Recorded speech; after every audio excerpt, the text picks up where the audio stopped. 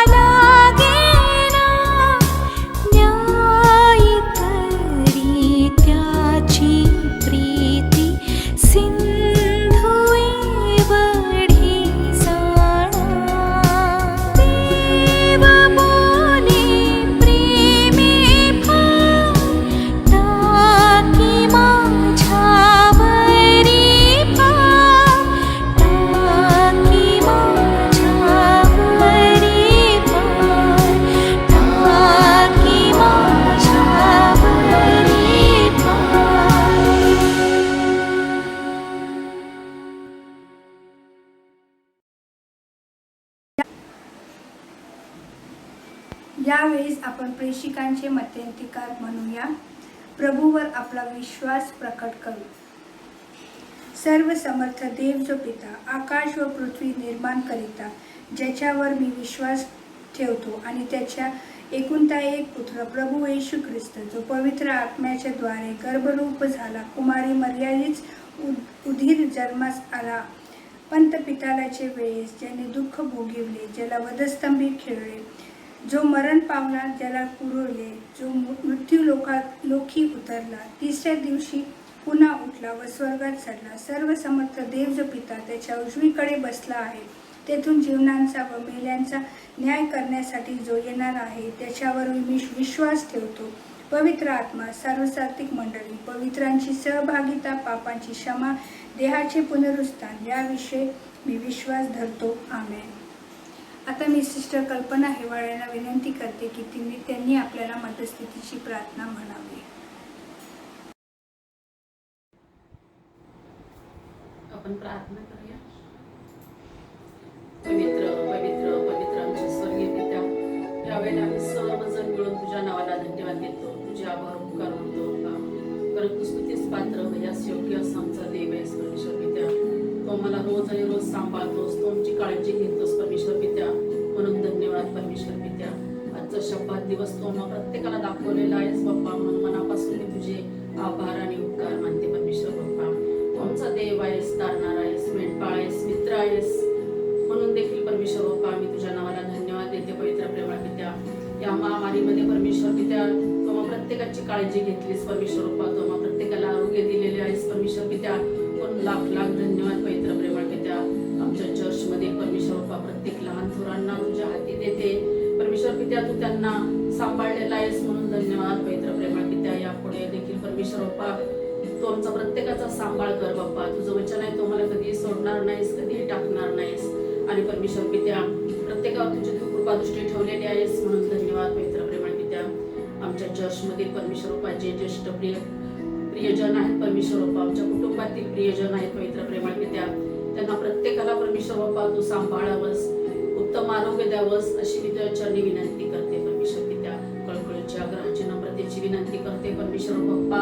त्यांच्या शरीरामध्ये जे काही अशक्तपणा आलेला असेल पवित्र प्रेमळ पित्या, तो तू दूर करावास आणि त्यांना तुझ्या सामर्थ्याने तू भरावस आणि त्यांच्याद्वारे तुझी स्तुती, तुझं गौरव करावस अशी मी तुझ्याकडे प्रार्थना करते परमेश्वर बाप्पा. लीन आणि नम्र होऊन प्रार्थना करते पवित्र प्रेमळ पित्या. आमच्या चर्चमधील जे छोटी लेकरं आहेत परमेश्वर बाप्पा, त्यांची वाढ बाप्पा तुझ्या कृपेमध्ये कर. जे तरुण लेकरं आहेत परमेश्वर बाप्पा, त्यांना तू आशीर्वादाने भर परमेश्वर बाप्पा. त्यांच्या जीवनातील पुढील स्वप्न तू साकार कर पवित्र प्रेमळ पित्या. तसेच पवित्र प्रेमळ पित्या कोविड पेशंटसाठी प्रार्थना करते बाप्पा अगदी मनापासून परमेश्वर पित्या. आणि परमेश्वर बाप्पा हे जे पेशंट आहेत परमेश्वर बाप्पा, त्यांना परमेश्वर बाप्पा तू सहाय्य करता हो परमेश्वर बाप्पा. त्यांची काळजी घे पवित्र प्रेमळ पित्या. त्यांच्या मनातील भीती, प्रत्येकाच्या मनामधील भीती तू दूर करावीस अशी तुझ्या चरणी विनंती करते परमेश्वर बाप्पा. जे डॉक्टर नर्सेस आहेत, इतर सर्व स्टाफ आहे पवित्र प्रेमळ पित्या, त्यांना तू आशीर्वादित कर पवित्र प्रेमळ पित्या. त्यांच्या सेवेचं तू स्मरण करावंस अशी तुझ्या चरणी विनंती करते बाप्पा. आणि त्या प्रत्येकाला परमेश्वर बाप्पा या महामारीमधून तू दूर ठेव पवित्र प्रेमळ पित्या. तसेच पवित्र प्रेमळ पित्या जे प्रियजन या महामारीमुळे किंवा इतर आजारामुळे परमेश्वर बाप्पा तुझ्या जवळ आलेले आहेत परमेश्वर बाप्पा. तू त्यांच्या घरातील प्रत्येक माणसाचं बाप्पा तू सांत्वन करावंस अशी तुझ्या चरणी विनंती करते पवित्र प्रेमळ पित्या. पुन्हा एक बार बाप्पा तुझे आभार आणि उपकार मानते पवित्र प्रेमळ पित्या. तू आमची काळजी घेत आहेस, तो आम्हाला सांभाळत आहेस पवित्र प्रेमळ पित्या. तसेच बाप्पा प्रत्येक माणसाची तू काळजी घ्यावीस, प्रत्येकाला तू सांभाळावं, प्रत्येकाला तू धीराचा आत्मा द्यावा अशी मी तुझ्याकडे कळकळीची आग्रहाची आणि नम्रतेची प्रार्थना करते पवित्र प्रेमळ पित्या. बाप्पा आमच्या पाळक साहेबांसाठी विनंती करते पवित्र प्रेमळ पित्या. परमेश्वर बाप्पा त्यांना तुझ्या आशीर्वादाने भर. लॉकडाऊन आहे पवित्र प्रेमळ पित्या आणि प्रत्येक मंदिर हे बंद झालेलं आहे पवित्र प्रेमळ पित्या. तरी पवित्र प्रेमळ पित्या ते आम्हाला रोज आध्यात्मिकांना पुरवत असताना पवित्र प्रेमळ पित्या तू त्यांना आशीर्वादित कर पवित्र प्रेमळ पित्या. आणि बाप्पा त्यांचे आई वडील आणि त्यांचे सर्व प्रियजन परमेश्वर बाप्पा त्यांना तू आशीर्वादित करावं अशी तुझ्या चरणी विनंती करते. तसेच पवित्र प्रेमळ पित्या ही महामारी या जगातून जावी परमेश्वर बाप्पा अशी तुझ्या चरणी विनंती करते बाप्पा. तरी सर्व काही तुझ्या इच्छेप्रमाणे होऊ देत परमेश्वर पित्या. ते बाप्पा म्हणजे टीचर्स आहेत परमेश्वर बाप्पा, ते ऑनलाईन लेकरांना शिकवत असताना बाप्पा तू त्यांना सहाय्य करता हो परमेश्वर पित्या. तू त्यांना सर्व प्रकारचं ज्ञानबुद्धी पूर्व पवित्र प्रेमळ पित्या आणि त्यांनी प्रत्येक विद्यार्थ्यांचं परमेश्वर बाप्पा जीवन चांगल्या प्रकारे घडवावं म्हणून बाप्पा तू त्यांना सहाय्य कर. तसेच पवित्र प्रेमळ पित्या ज्यांचे मागील आठवड्यामध्ये वाढदिवस झालेले आहेत, लग्नाचे वाढदिवस झालेले आहेत, त्यांना देखील परमेश्वर बाप्पा तुझी कृपादृष्टी तू त्यांच्यावरती ठेव बाप्पा. आणि असे अनेक वाढदिवस बाप्पा त्यांच्या पुढील आयुष्यामध्ये येऊ देत पवित्र प्रेमळ पित्या. प्रत्येकाद्वारे तुझी स्तुती आणि तुझं गौरव होते परमेश्वर बाप्पा. बाप्पा तू आम्हावरती मनापासून प्रीती करतोस, तसेच आम्ही प्रत्येकाने तुझ्यावरती मनापासून प्रीती करावी परमेश्वर बाप्पा. खरेपणाने आणि आत्म्याने पवित्र प्रेमळ पित्या आम्ही तुझी स्तुती आराधना करावी परमेश्वर बाप्पा म्हणून तू आम्हाला सहाय्य करता हो. तसेच पवित्र प्रेमळ पित्या संपूर्ण जगाद्वारे तुझी स्तुती आणि तुझं गौरव होते परमेश्वर बाप्पा.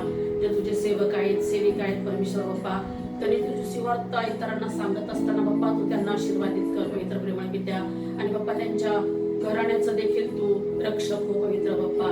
पवित्र बाप्पा तसेच तुझ्याकडे कळकळीच्या आग्रहाची नम्रतेची विनंती करते बाप्पा. जे परमेश्वर बाप्पा आमचे सामाजिक कार्यकर्ते आहेत परमेश्वर बाप्पा, त्यांना तुझ्या आशीर्वादाने भर पवित्र प्रेमळ पित्या. त्यांना तू योग्य दे, सुबुद्धी दे, शांतपण दे बाप्पा. त्यांनी जनतेच्या हितार्थ परमेश्वर बाप्पा सर्व कार्य करावं परमेश्वर बाप्पा, सर्व कामं करावीत म्हणून बाप्पा तू त्यांना आशीर्वादित कर परमेश्वर बाप्पा. बाप्पा तुझ्यावरचा कोणी नाही, तू सगळ्यांच्यावरचा आहेस पवित्र प्रेमळ पित्या. म्हणून तुझा आशीर्वाद तू प्रत्येकावरती ठेव अशी तुझ्याकडे कळकळीच्या आग्रहाची नम्रतेची विनंती करते परमेश्वर बाप्पा. खरोखरच पवित्र प्रेमळ पित्या तू आम्हाला या दिवसामध्ये सांभाळलंस, चालवलंस पवित्र प्रेमळ पित्या. तू आमचा सहाय्यकर्ता झालेला आहेस म्हणून मनापासून मी तुझ्या आभाराने उपकार मानते परमेश्वर बाप्पा. आम्ही सर्वजण तुझ्या नावाला धन्यवाद देतो, तुझे उपकार मानतो, तुझी स्तुती करतो परमेश्वर बाप्पा. पुन्हा एक वार विनंती करते बाप्पा तू प्रत्येकाला उत्तम आरोग्य द्यावं परमेश्वर बाप्पा. आणि प्रत्येकाद्वारे तुझी स्तुती तुझं गौरव करून घ्यावं बाप्पा. प्रत्येकाच्या घरामध्ये बाप्पा तू शांती आणि आनंद द्यावा परमेश्वर बाप्पा. कळकळीच्या आग्रहाची आणि नम्रतेची विनंती आहे बाप्पा. पवित्र प्रेमळ पित्या तसेच जे कोणी पवित्र प्रेमळ पित्या आजारी असतील परमेश्वर बाप्पा, इतर आजाराने त्यांना देखील परमेश्वर बाप्पा तू त्यातून सोडवावं परमेश्वर बाप्पा. तूच एक आमचा जिवंत देव आहेस परमेश्वर बाप्पा. जे काळजी चिंतामध्ये आहेत परमेश्वर बाप्पा, जे अडीअडचणी आहेत परमेश्वर बाप्पा या महामारीमुळे, त्यांना तू परमेश्वर बाप्पा त्यांच्या सर्व समस्येतून सोडवावं अशी तुझ्या चरणी मी पुन्हा एक वार विनंती करते परमेश्वर बाप्पा. आणि परमेश्वर बाप्पा खरोखर तू दयाळू आहेस परमेश्वर बाप्पा, तू कनवाळू परमेश्वर आहेस परमेश्वर बाप्पा. आणि म्हणून परमेश्वर बाप्पा तुझ्याकडे पुन्हा विनंती करते परमेश्वर पित्या. प्रत्येकावर तुझी कृपा दृष्टी तू ठेवावीस, प्रत्येकाला आरोग्य द्यावंस अशी तुझ्या चरणी विनंती करते परमेश्वर पित्या. मागणी आणि कल्पना याहीपेक्षा अधिक देणारा तू पवित्र प्रभू आहेस. ही छोटीशी प्रार्थना प्रभू येशूच्या नावाने तुझ्याकडे केलेली आहे म्हणून ऐक बाप्पा. आमेन. आपण सर्वजण मिळून प्रभूने शिकवलेली प्रार्थना म्हणूया. हे आमच्या स्वर्गातील बाप्पा, तुझे नाव पवित्र मानले जाओ, तुझे राज्य हो, जसे स्वर्गात तसे पृथ्वीवरही तुझ्या इच्छेप्रमाणे हो. आमची रोजची भाकर आज आम्हाला दे, आणि जसे आम्ही आमच्या ऋण्या सोडिले आहे तसेच तो आमची ऋणे आम्हास सोड, आणि आम्हास परीक्षेत आणू नकोस तर आम्हास वाईटापासून सोडीव. कारण की राज्य, सामर्थ्य आणि गौरव ही सर्व काळ तुझीच आहे. आमेन.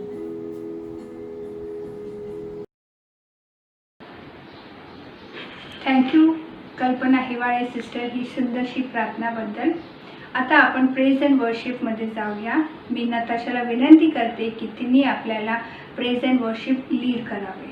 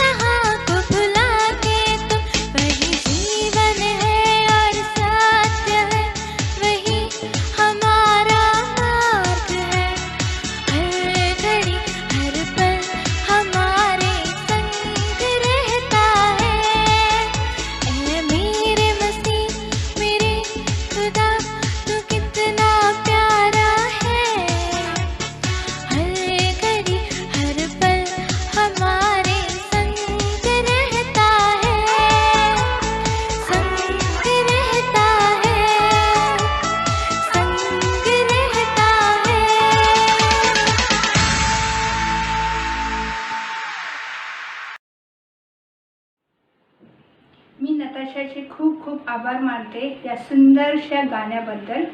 आता मी ब्रदर आगमकर, संतोष आगमकरला विनंती करते की त्यांनी आपल्याला प्रभूचा जो वचन आणला आहे त्याच्यातून आपल्याला मार्गदर्शन करावे. प्रभूची उपकार स्तुती करतो की पुन्हा एक वार त्याच्या वचनातून बोलण्याची ही संधी त्याने लाभू दिली, म्हणून त्याचे आभार मानतो. मंडळीचे पाळक साहेब रेव्हरंड संदीप खरात, त्याचप्रकारे पास्टरेट कमिटी यांचे देखील आभार मानतो. आज जो शास्त्रभाग आपणासाठी आहे, मननासाठी जो आहे तो आहे निर्गम याचा 13वा अध्याय, वचन 17 ते 22, एक्सोडस चॅप्टर 13 वर्सेस 17 to 22. मी आपणासाठी मराठीतून हा शास्त्रभाग वाचत आहे. मेघस्तंभ आणि अग्निस्तंभ. फारोने लोकास जाऊ दिले तेव्हा पलिष्टी लोकांच्या देशाची वाट जवळची असूनही देवाने त्यांना त्या वाटेने जाऊ दिले नाही, कारण लढाई दिसताच लोक माघार घेऊन मिस्राकडे परत जातील असे देवाला वाटले. म्हणून वळसा घेऊन त्याने त्यांना राणाच्या वाटेने तांबड्या समुद्राकडे नेले. इस्रायल लोक मिस्र देशातून लढाईला सज्ज होऊन बाहेर निघाले. मोशेने आपल्याबरोबर योसेफाच्या अस्थी घेतल्या, कारण योसेफाने इस्रायल लोकांकडून शपथ वाहून त्यांना सांगितले होते की देव खात्रीने तुम्हाला भेट दे, तेव्हा तुम्ही आपल्याबरोबर माझ्या अस्थी घेऊन जा. मग ते सुखोत येथून रवाना झाले आणि राणाच्या हद्दीवर एथामात त्यांनी तळ दिला. त्यांनी रात्रंदिवस चालावे म्हणून परमेश्वर दिवसा त्यांना मार्ग दाखविण्यासाठी मेघस्तंभातून आणि रात्री त्यांना उजेड देण्यासाठी अग्निस्तंभातून त्यांच्या पुढे चालत असे. दिवसा मेघस्तंभ व रात्री अग्निस्तंभ लोकांपुढून कधी दूर होत नसत. देवबाप वाचलेल्या वचनांवर आशीर्वाद पाठव. त्याच्या नावाला मान, महिमा आणि गौरव आता आणि सदा सर्व काळ असो. आपण प्रार्थना करू. हे आमच्या थोर सेनाधीश परमेश्वरा बापा, तुझी उपकार स्तुती करतो. तुझ्या नामाला मान, महिमा आणि गौरव देतो. या शाबातवारी पुन्हा एक वेळा तू आम्हा सगळ्यांना एकत्रित आणलेला आहेस आणि या ऑनलाईन सर्व्हिसद्वारे देवपा तुझे उपकार स्तुती, तुझी आराधना करण्यासाठी तू आम्हाला एकत्रित केलंस, म्हणून तुझे आभार मानतो, धन्यवाद देतो. विशेष करून देवपा आज तुझ्या वचनाकडे पाहत असताना देवपा तू आमच्या मनाचा ताबा घे, तू आमच्या अंतकरणाचा ताबा घे, तू आमच्या देहाचा ताबा घे. आणि होय प्रभूजी, जे वचन, जो मानना तू आज आमच्यासाठी आणलाय देवपा, तो ग्रहण करण्यास तू आम्हाला आध्यात्मिक ज्ञान आणि शहाणपण लाभू दे. येथून सर्व पुढील वेळ आम्ही तुझ्या हाती सोपित आहेत प्रभूजी. माझ्या मनचे विचार आणि माझ्या तोंडचे शब्द तुला मान्य असोत. येशू ख्रिस्त आमचा प्रभू याच्या गोड आणि प्रिय नावाने मागतो, म्हणून तो एक बापा, आमेन.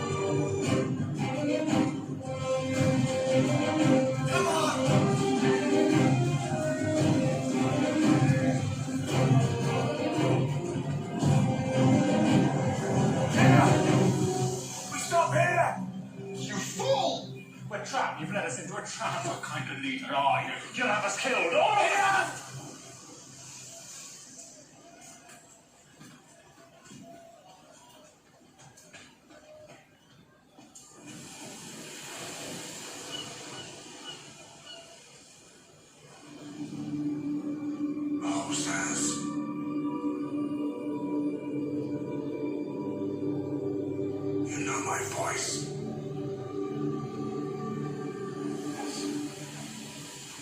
You know who I am.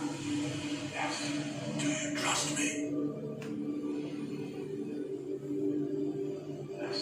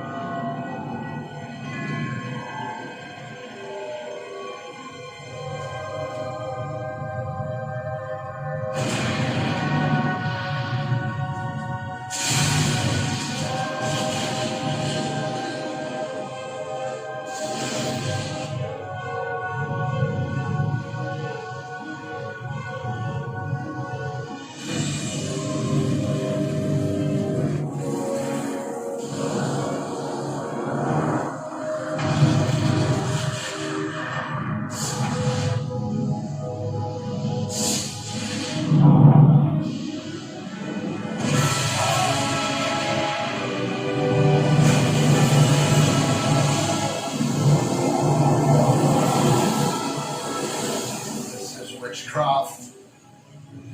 It must be Organa's murder. I say witchcraft! No. It's the only way to escape.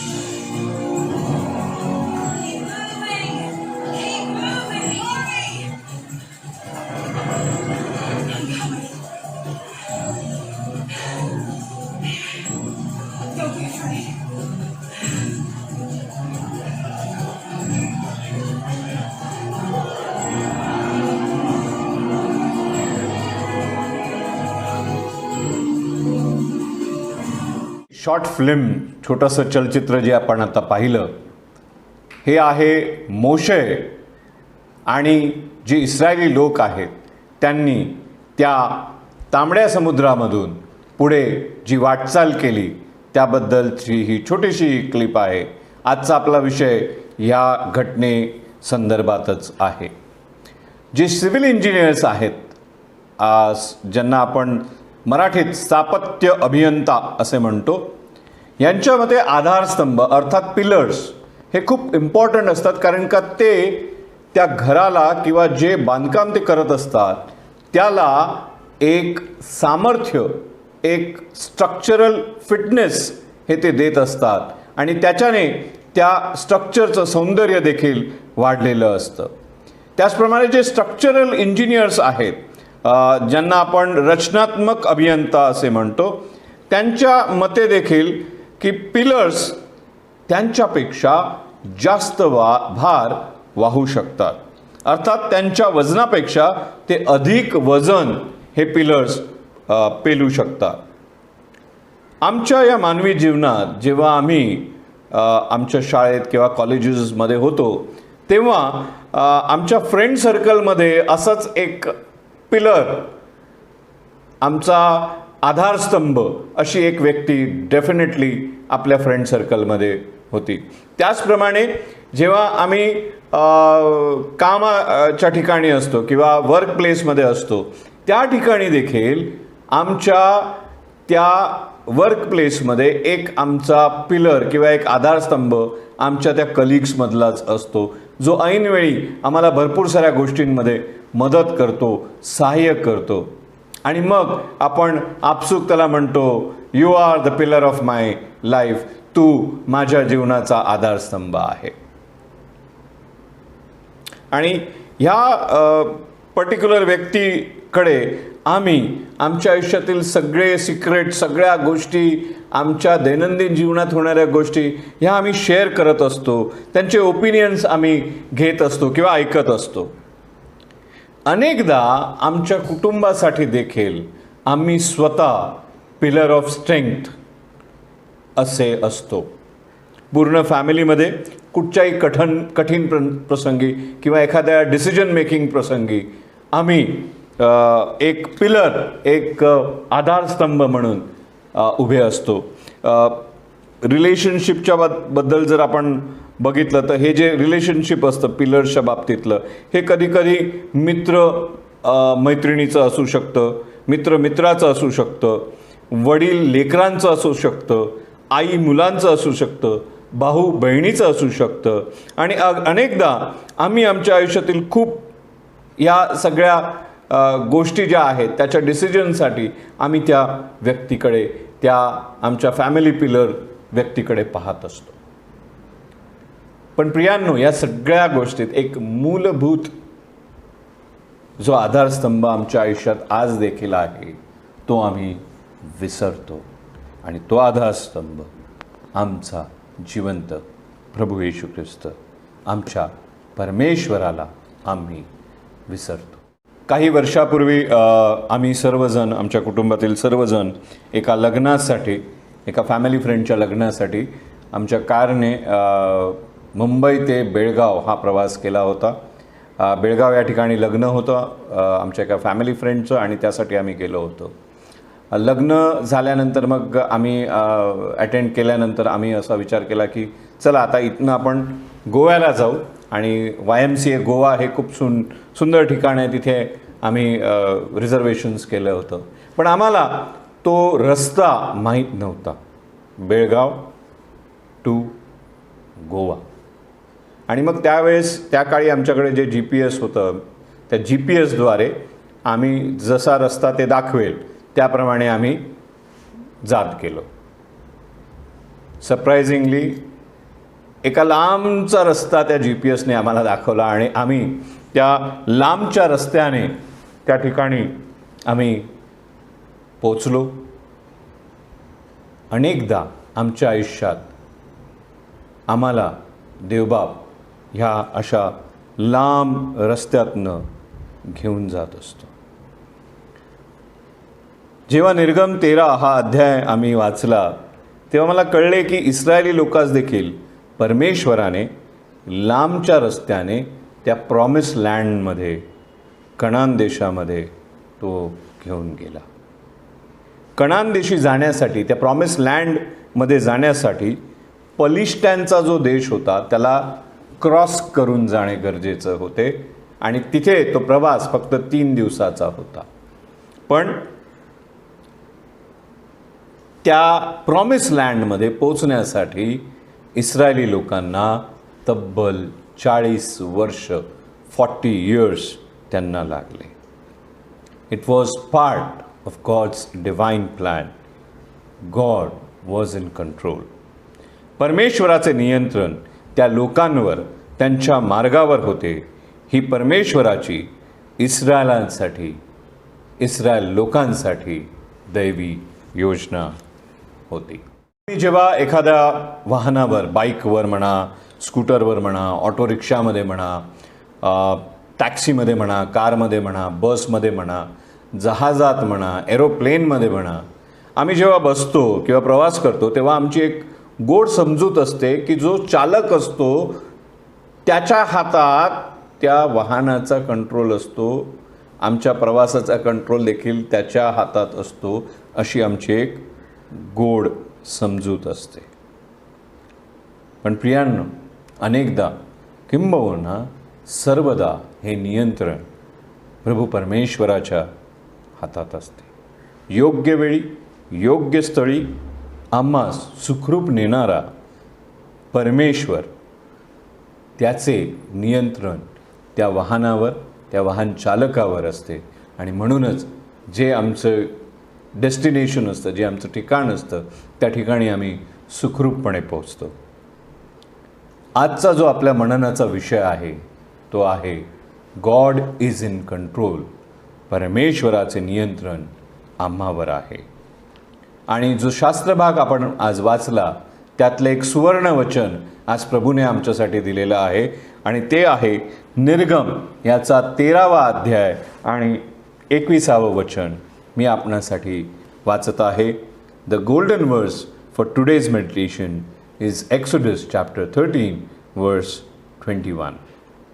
त्यांनी रात्रंदिवस चालावे म्हणून परमेश्वर दिवसा त्यांना मार्ग दाखविण्यासाठी मेघस्तंभातून आणि रात्री त्यांना उजेड देण्यासाठी अग्निस्तंभातून त्यांच्या पुढे चालत असे. And the Lord went before them by day in a pillar of cloud to lead them the way, and bye night in a pillar of fire to give them light to go by day and bye night. आज आमच्या आयुष्यात तो मेघस्तंभ आणि तो अग्निस्तंभ आहे का? आम्हास मार्ग दाखवण्यासाठी, आम्हास पुढे पुढे चालत ठेवण्यासाठी. Do we have in our lives the pillar of cloud and the pillar of fire to lead us, to show us the way as we walk daily. शास्त्रभाग आज आपण पाहिला. त्या शास्त्रभागातून आम्हाला प्रामुख्याने 4 गोष्टी आज शिकायला मिळणार आहेत. पहिली गोष्ट जी आहे, देवाचा, परमेश्वराचा मार्ग हा नेहमीच आम्हासाठी उत्तम मार्ग असतो. His ways are always the right once for us. स्तोत्र 107 आणि वचन 7 हे सांगतं, वस्तीच्या नगरास त्यांनी जावे म्हणून त्याने त्यास सरळ मार्गाने चालविले. No shortcuts in our life. सरळ मार्ग. प्रियांनो, अनेकदा परमेश्वराने निवडलेला मार्ग हा लांबचा मार्ग असतो. It's a long route. जवळचा किंबहुना शॉर्टकटचा रस्ता हा नेहमीच उत्तम मार्ग नसतो. अनेकदा हा शॉर्टकट जरी आम्हाला जवळचा वाटत असला तरी या शॉर्टकटवर पुढे अनेक घातक गोष्टी आमच्यासोबत घडू शकतात. It's always a dangerous site. परदेशी असे भरपूर सारे बायलेन्स असतात.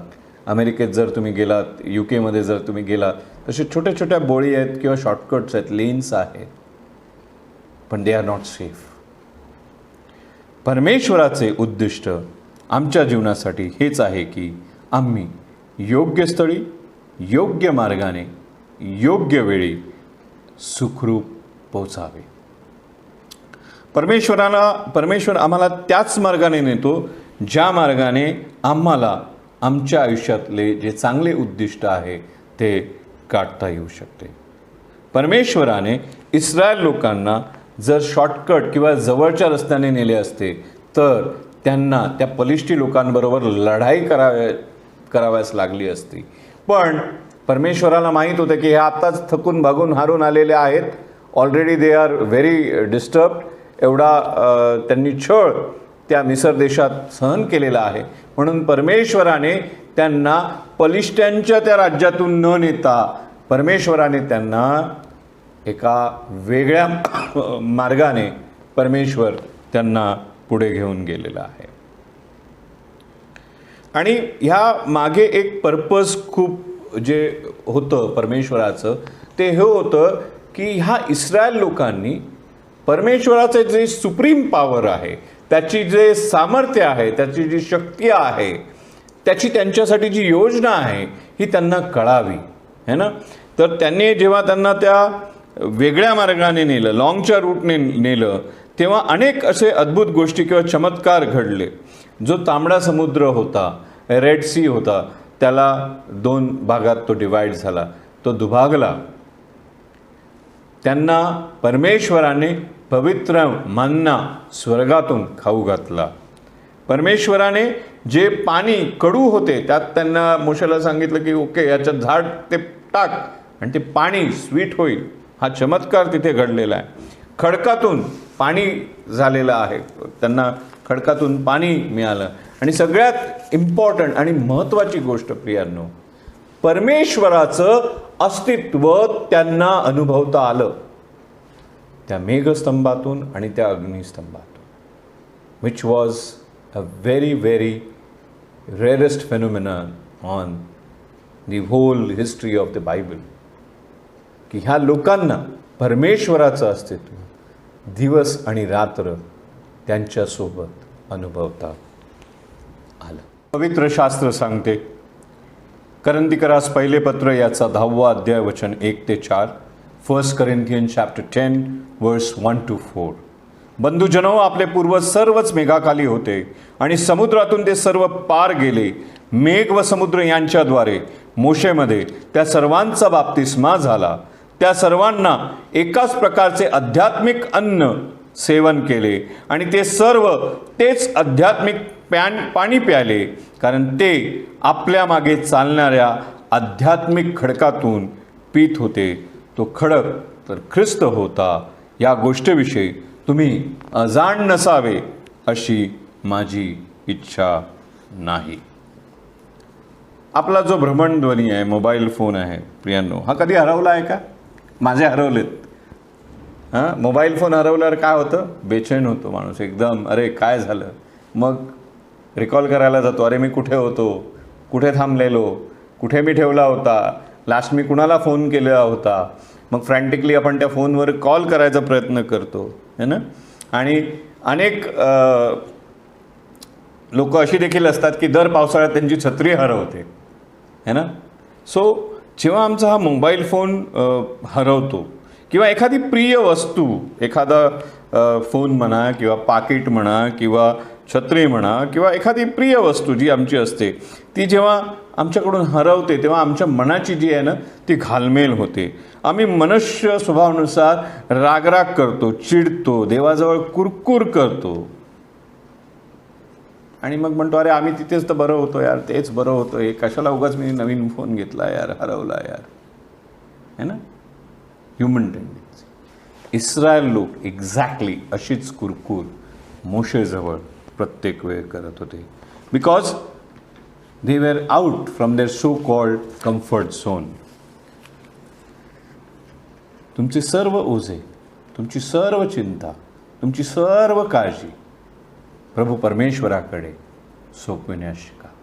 पहिले पेत्र याचा 5वा अध्याय आणि 7वं वचन प्लीज आपल्या रथपटावर, हृदयावर हे कोरून ठेवा. काय सांगतं? पहिले पेत्र 5वा अध्याय 7वं वचन. 1 Peter chapter 5 verse 7. त्याच्यावर तुम्ही आपली सर्व चिंता टाका, कारण तो तुमची काळजी घेतो. Caste all your anxiety on him because he CARES for you.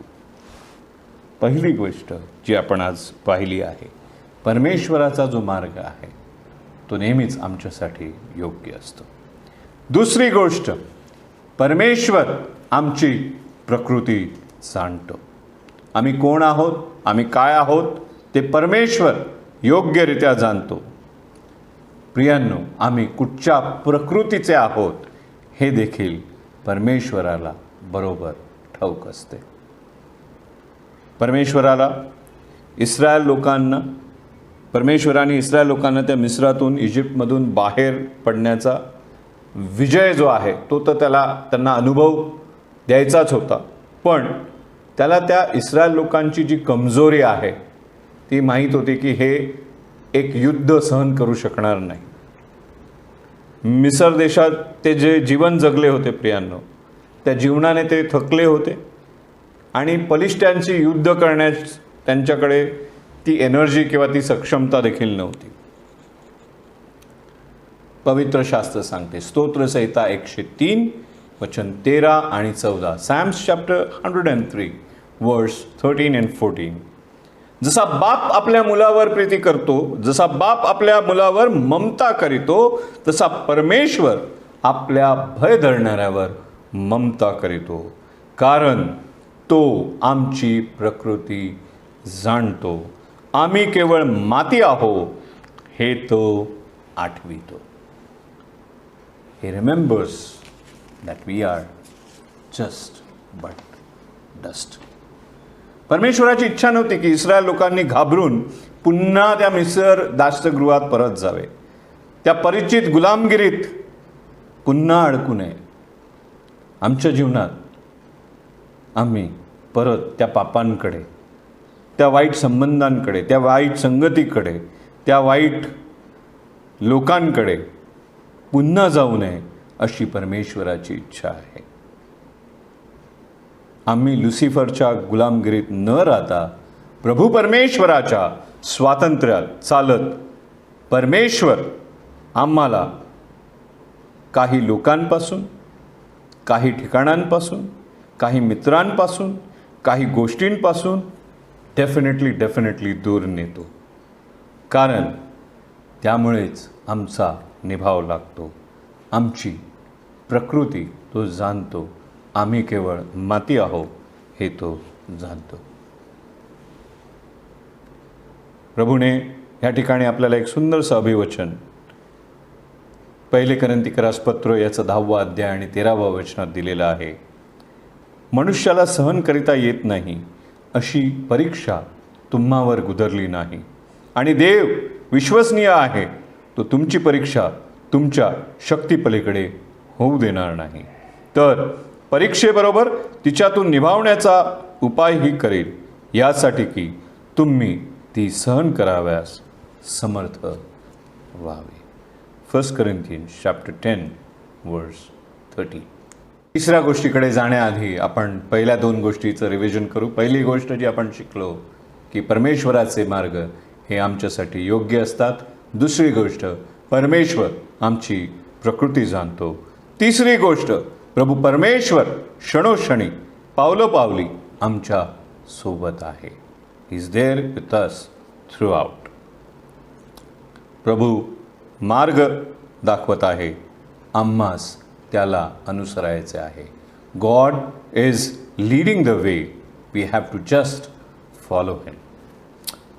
तो मेघस्तंभ त्या इस्रायल लोकांपुढे चालत असे, तो त्यांचा मार्गदर्शक होता आणि ते इस्रायली लोक त्याच्या मागून चालत असे. आम्ही आमच्या मेघस्तंभाला अनुसरतो का? Do we follow the pillar of cloud in our life? एक अद्भुत घटना ह्या ठिकाणी जेव्हा हे इस्रायली लोक पास करत होते त्या ठिकाणाहून, राणातून, आणि त्यांच्या मागे ते मिस्री सैनिक लागले होते, त्यावेळेस एक अद्भुत घटना घडली जी 14व्या शास्त्र भागात आहे. एक्सोडस चॅप्टर 14 वर्स 19 and 20 मध्ये नमूद करण्यात आलेली आहे. आणि निर्गम 14:19-20 मध्ये ही अद्भुत घटना सांगण्यात आलेली आहे. तेव्हा देवाचा दूत इस्रायली सेनेच्या पुढे चालत असे, तो निघून सेनेच्या मागे गेला आणि मेघस्तंभ त्यांच्या आघाडीतून निघून त्यांच्या पिछाडीस उभा राहिला. तो मिस्र्यांची सेना आणि इस्रायलांची सेना यांच्या दरम्यान आला. तो ढग व अंधार होता, तरी रात्रीचा प्रकाश देत होता. रात्रभर एका पक्षाला दुसऱ्या पक्षाकडे जाता आले नाही. Then the angel of God, who had been traveling in front of the Israel's army, withdrew and went behind them. The pillar of cloud also moved from in front and stood behind them, coming in between the armies of Israel and Egypt.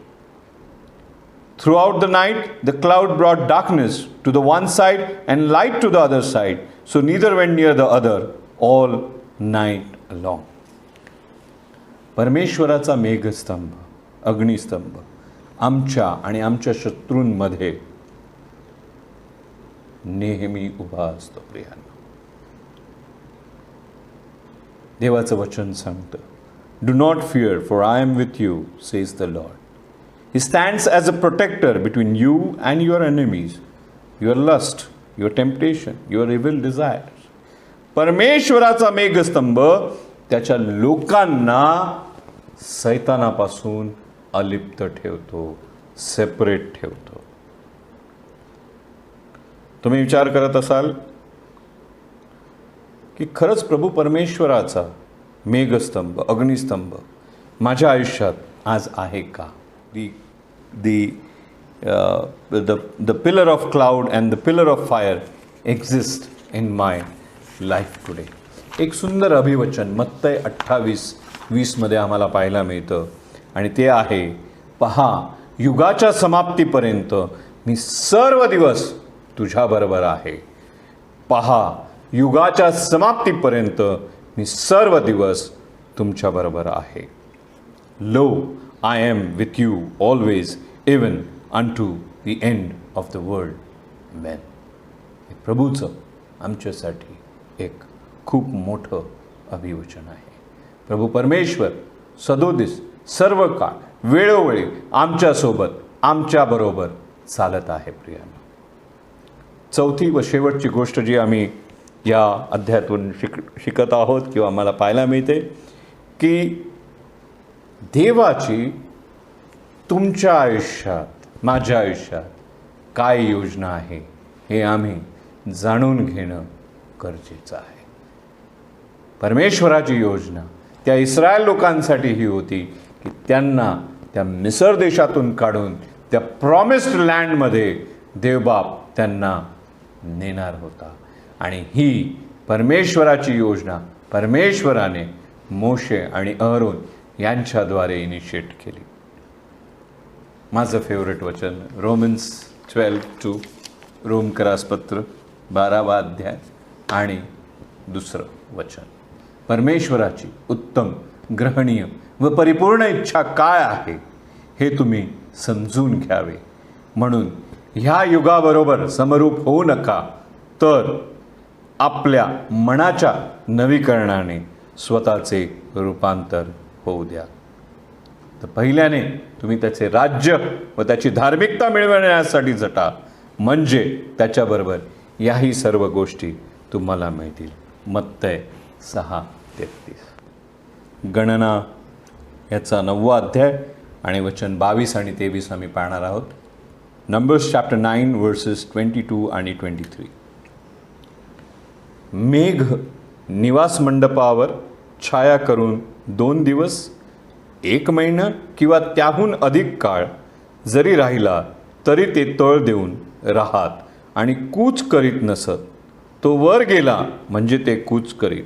परमेश्वराच्या आज्ञेप्रमाणे ते तळ देत व परमेश्वराच्याच आज्ञेप्रमाणे ते तळ हालवीत. परमेश्वराने मोशेच्याद्वारे त्यांना आज्ञा केली, त्याप्रमाणेच ते परमेश्वराचा नियम पाळे. अनेकदा परमेश्वर आम्हाला सांगत असतो, वेट, थांब, प्रतीक्षा कर, होल्ड ऑन. किती होल्ड ऑन? 2 दिवस, 1 दिवस, 2 दिवस, 3 दिवस, 4 दिवस, 1 आठवडा, 1 महिना, 2 महिने, 3 महिने, 6 महिने, 1 वर्ष, मे बी स्टील लॉंग.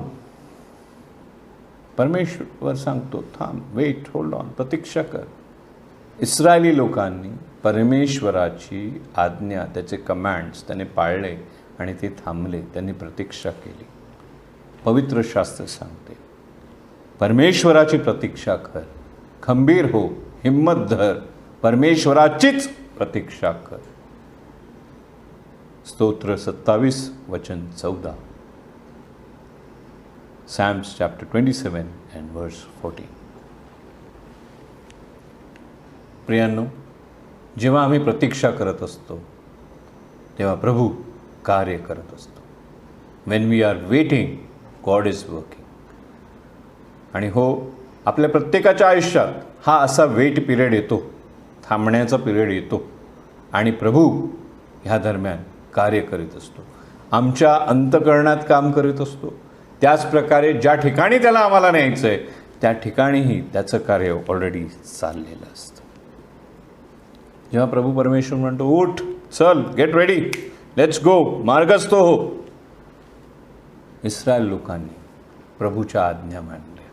जेव्हा त्यांनी सांगितलं, ओके, आता जायचं आपल्याला, तयार व्हा, towards the promise land, they started moving ahead. जेव्हा प्रभू परमेश्वर आम्हास आज्ञापितो तेव्हा आम्ही पुढची जबाबदारी, पुढचं प्रमोशन है ना, पुढचं शिक्षण, उच्च शिक्षण, स्थलांतर होण्यास, पुढचं शिक्षण घेण्यासाठी दुसऱ्या कंट्रीमध्ये जाण्यासाठी आम्ही तयार असलं पाहिजे. कारण का, परमेश्वराचा प्लॅन हा आमच्यासाठी असतो. आज परमेश्वर आम्हास एक अभिवचन देत आहे. नीतिसूत्रे याचा 3रा अध्याय वचन 5 आणि 6. Proverbs chapter 3 verse 5 and 6. तू आपल्या अगदी मनापासून परमेश्वरावर भाव ठेव. आपल्या बुद्धीवर अवलंबून राहू नको. तू आपल्या सर्व मार्गात त्याचा आदर कर, म्हणजे तो तुझा मार्गदर्शक होईल. तू आपल्या सर्व मार्गात त्याचा आदर कर, म्हणजे तो तुझा मार्गदर्शक होईल. आजचा संदेश एका छोट्याशा गोष्टीने आज आपण संपवणार आहोत. ही गोष्ट फार फेमस आहे आणि त्याचं शीर्षक आहे फूटप्रिंट्स, पाऊलखुणा,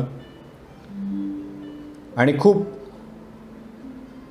टचिंग ही गोष्ट आहे.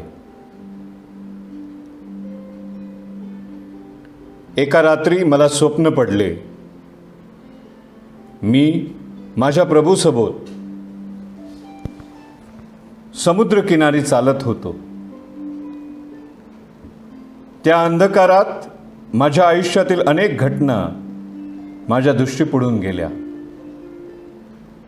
माझ्या अशा लक्षात आले की माझ्या आयुष्याच्या प्रत्येक घटनेत मला त्या किनाऱ्यावरील वाळूंवर 2 जोडी पाऊलखुणा आढळल्या.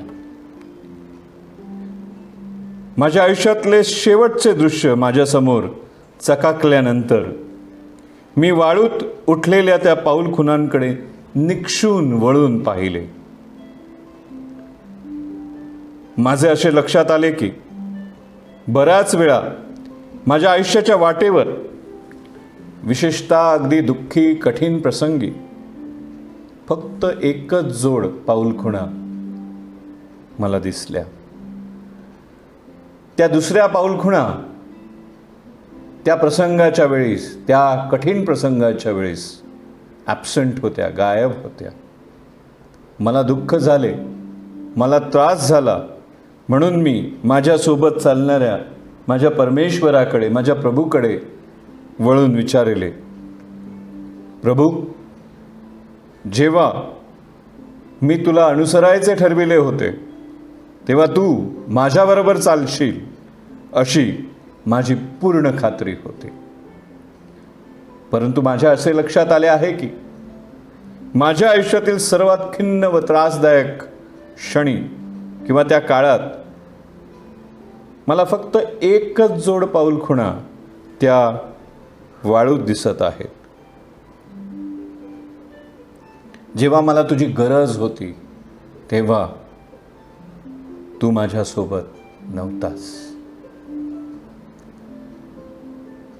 प्रभू परमेश्वराने मंद स्वरात मला उत्तर दिले, माझ्या प्रिय मुला, मी तुझ्यावर प्रेम करतो आणि मी तुला कधीच तुझ्या संकटाच्या काळी, परीक्षेच्या वेळीस एकटे सोडले नाही.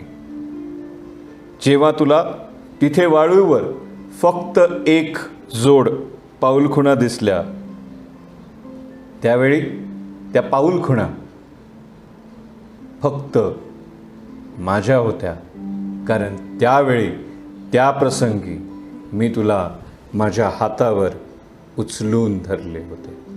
देवबाप आपणा सर्वांना आशीर्वाद देव. आपण प्रार्थना करू. हे आमच्या थोर सेनाधीश परमेश्वरा बापा, तुझी उपकार स्तुती करतो.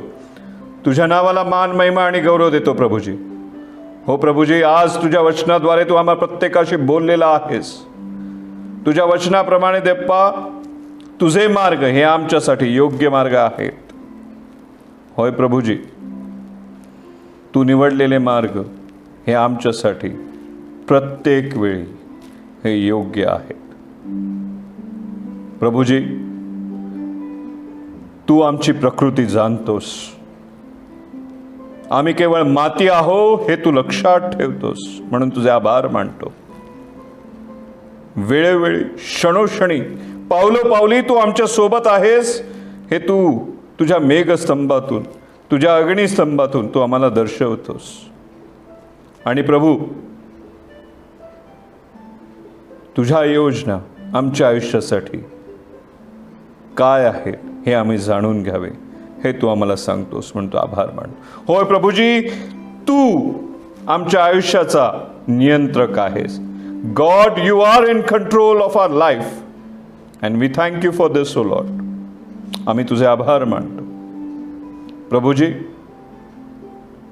आम्हा सर्वांवर तुझा विपुलतेचा आशीर्वाद तू कायम ठेवत आहेस, म्हणून तुझे आभार मानतो. तुला धन्यवाद देतो.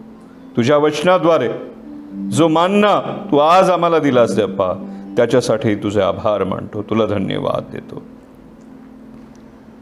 तुझ्या अभिवचनांसाठी तुझे आभार मानतो. आमच्या सर्व चिंता, आमच्या सर्व काळजी, आमची सर्व दुःखे आम्ही तुझ्याजवळ आणतो, कारण तू आमचा काळजी करणारा थोर प्रभू आहेस. बापा, येथून पुढे आम्हा सर्वांबरोबर अस. आम्हा सर्वांना सहाय्य कर, मदत कर, आरोग्य दे. येशू ख्रिस्त आमचा प्रभू याच्या गोड आणि प्रिय नावाने मागतो, म्हणून तो एक बाप्पा. आमेन. देवबाप आपणा सर्वांवर आशीर्वाद देव. त्याच्या नावाला मान, महिमा आणि गौरव आता आणि सदा सर्व काळ असो. आमेन. सुंदरच्या संदेशाबद्दल मी ब्रदर संतोष अगमकरचे खूप खूप आभार मानते. यावेळेस आपण दानार्पण घेणार आहोत. दानार्पण घेत असताना आपण गीत क्रमांक 534 उपासना संगीतातून गाऊया.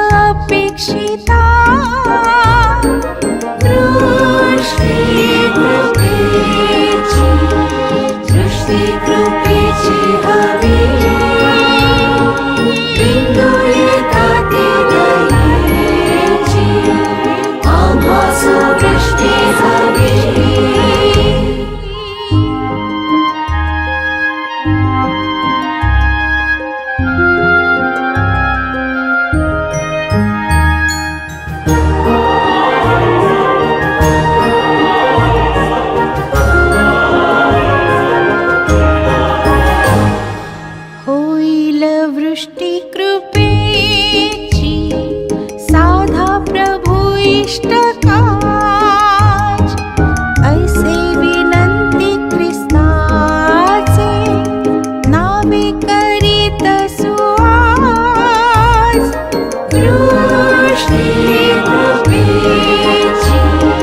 वृष्टी कृपेची हवी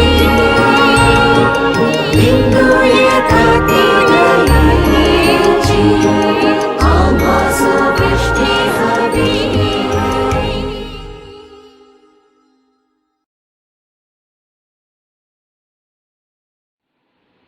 आता आपण दानार पर्वत प्रार्थना करूया. Let us pray. Lord, we offer these gifts to you with a thankful heart and in a joyous praise as we give our money and resources. Lord, may this offering extend the work of your kingdom in your church, our committee, and into the beautiful world which you have made. Bless those who have given and those who have not given. Let your mighty hands be upon them also, O God. All this I ask for Allah's sake. Amen. आता आपल्याला पाळक साहेब शेवटचे आशीर्वाद देतील व भक्ती समाप्त होईल. आपण आशीर्वाद घेऊया. आमच्या यहोवा परमेश्वराची कृपा, प्रभू येशू ख्रिस्ताची शांती आणि पवित्र आत्म्याचं सहभागीपण देवाच्या प्रियजनांबरोबर आता आणि युगाच्या समाप्तीपर्यंत राहू. आमेन.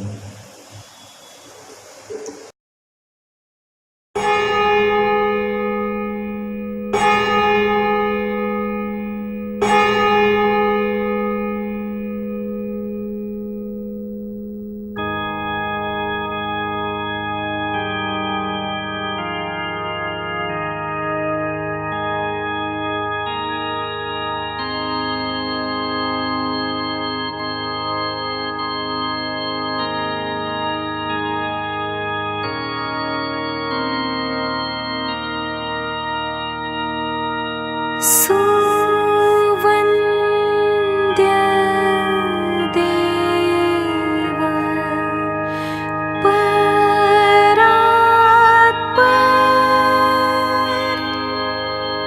स्तव